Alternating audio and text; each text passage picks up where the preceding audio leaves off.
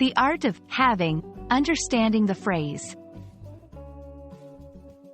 Hello, dear learners. Today, we're diving into an interesting English phrase, having.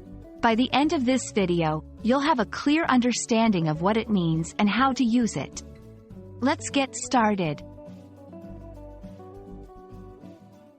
Having is derived from the noun half, which means one of two equal or approximately equal parts of a divisible whole.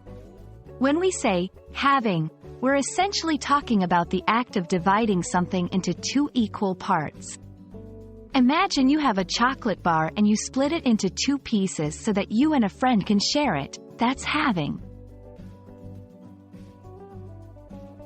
Now, let's see how we can use having in different contexts. 1. Mathematical context. By having the number 10, you get 5. 2. Everyday context. She considered having the cake so that both her children could have an equal share. 3. Financial context. The company is considering having its investment in the new project. Remember, in each of these contexts, the act of dividing or reducing by 2 is central to the meaning. Some learners think that having only refers to dividing things right down the middle, but it can also imply reducing by half. For instance, the price of the product was halved during the sale. This means the price was reduced by 50%.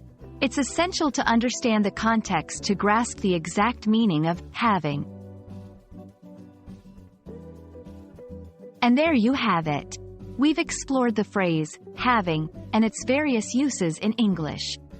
Always remember, the core idea is about dividing into two parts or reducing by half.